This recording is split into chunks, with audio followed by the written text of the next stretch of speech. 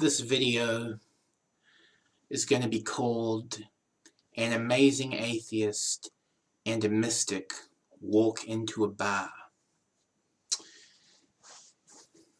And if you've guessed correctly, then this is a video that it has something to do with the Amazing Atheist. Nothing in particular other than the guy fascinates me. Now, I agree with a lot of what he says. Not so much, in an anti-theistic sort of way, but in a sort of, I don't really agree with dogmatism kind of way. Anyway, I wanted to make this video because I think there's one major flaw, that is fair to point out about the Amazing Atheist, T.J. Cooke. And that is that he has tried believing in the Bible as it compares to what he's read, what he observes in the physical world. But he hasn't yet, in any of his videos that I know of, tried to believe in the Bible as it compares to himself, as an individual of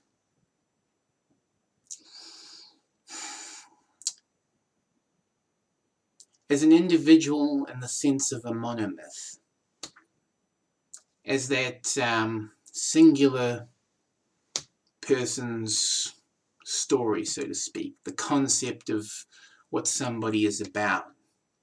I haven't seen the Amazing Atheist explain what disinterests him about the Bible or about any of the major religious doctrines out there that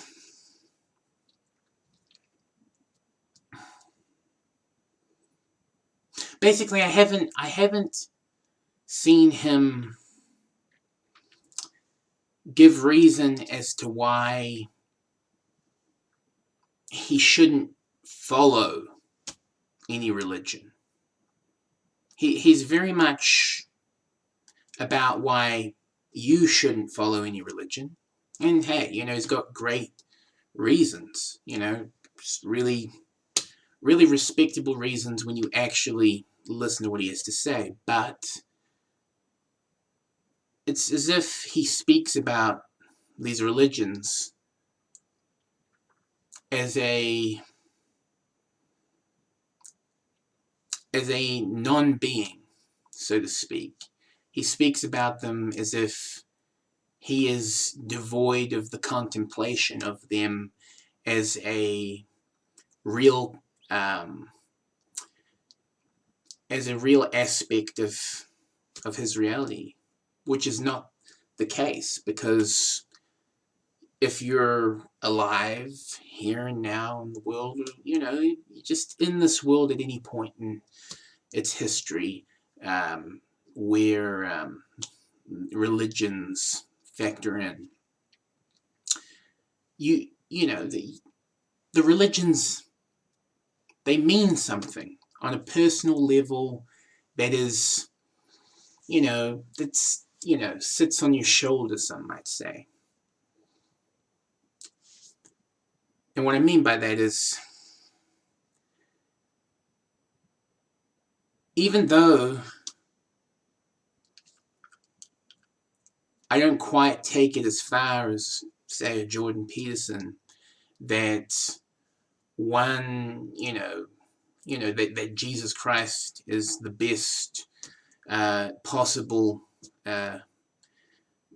individual ever, that was, alive. I don't know. I do think that Jordan Peterson has one point, in the way he talks of that sort of thing, that Jesus is the one, the only, and all that shit. And that point is, who has not compared themselves to Jesus? But yet, who mentions their own comparison to Jesus Christ when they dismiss Jesus Christ? Or, when they dismiss religion?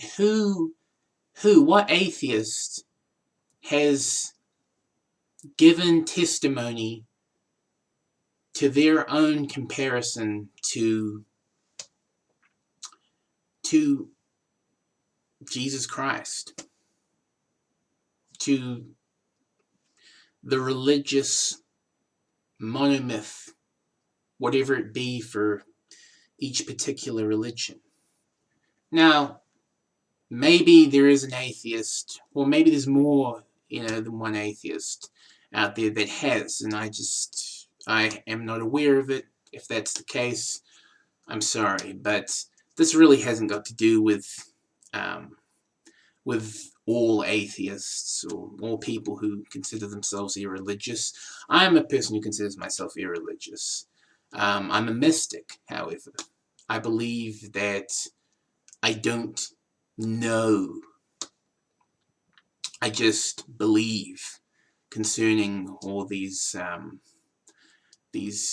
matters of out there in the out of lens reality.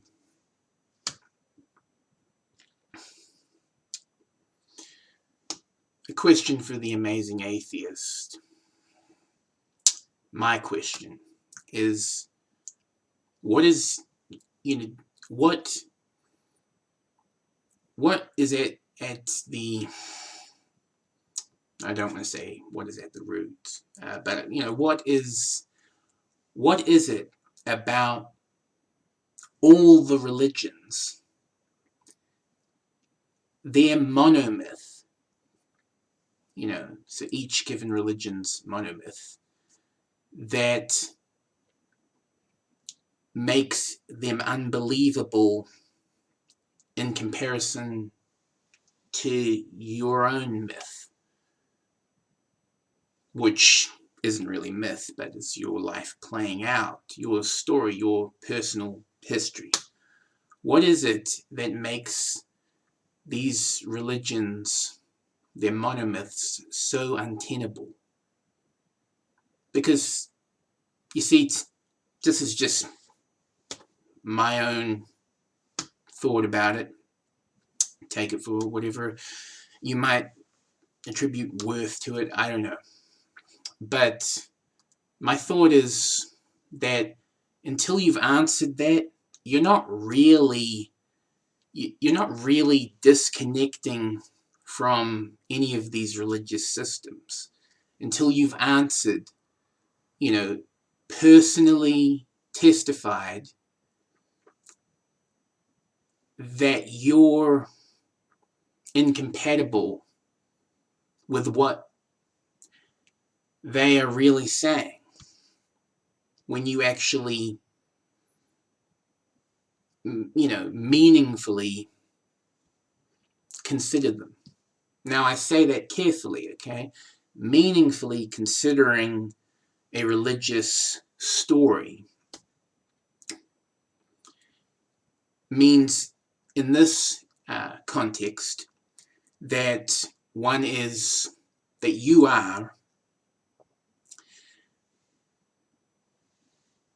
matching memory to story, so to speak, not in specificity of detail, but in allegorical fashion, matching the allegory that you derive to the sentiments that you derive from your own memories, and seeing how they come together. I don't think you can really call yourself an atheist or an anti-theist in a socially, so interpersonally respectable and adorable, lovable way until you answer that. Isn't that what people really want to know whenever they hear somebody's an atheist? They don't want to hear the shit that the person is, they read this book by Richard Dawkins, and, they read this other one by Sam Harris, and they're like, wow, I made these logical connections, because that's not really what it's about. If the force that is trying to get you in the church most of the time is like your mother, or your father trying to drag your ass into worship on the Sabbath. The point of the force of religiosity onto others is relationship. It's personal relationship. It's not what you would call the grand society, the elites looking down saying, be religious. That's not what it is. That's not my impression anyway. My impression is that what tries to religiously repress any individual is a personal relationship. Could be multiple personal relationships. And so, until you've answered what it is about the sentiments derived from your own personal relationships that don't add up with the allegory that you can derive from the religious stories, from the religious monomyth, the religious hero's journey, until you've answered that, then you're not really giving anyone a reason to be irreligious. You're not really giving anyone a reason, that defies the religious push, so to speak, to, gather and pray. If you want to be a real atheist, amazing atheist, then I just want to know. I just want to know what it is that doesn't add up in the way of soul relation, spirit relation. I know this is religious terminology employed here now, but if you dig into what I'm saying, then I think you get what I'm trying to speak to you. What I'm trying to say is basically talk the shit that people want to know to convince themselves. So spew the shit out of your mouth that will convince other people, to spew the shit out of their mouths, so that if you are going to be an atheist, if they're going to be atheists, that you aren't bullshit atheists, that you aren't blah blah blah blah Richard Dawkins, blah blah blah blah Sam Harris, that you're actually honest about it. Because it isn't just, well, I'm nihilistic and I see no reason in physics to believe in this story, in this tradition. the push to believe in any tradition is never, it doesn't have anything to do with evidence. It has to do with people have reasons to believe in it. That's what it has to do with. So I'm just interested to know the deep personal shit that makes the Amazing Atheist, that makes you incompatible. Like, what is so different? When we get to bare bones, what is so different? That would be interesting. You know, I've watched a lot of the Amazing Atheist videos, and he's entertaining. Though I like his older stuff better. Yes, it was more vulgar in some ways, but it was also, you know, it's like more energetic too, so that was cool. Anyway, I just want to know the deep dark, you know, if it's dark or it could not be dark, I don't know, the deep shade of grey, purple, whatever. The possibility of green. It was like just, it was the color of grass. Just that's what separated me from God. Whatever. I just want to know. Have a good day. Peace. Meow.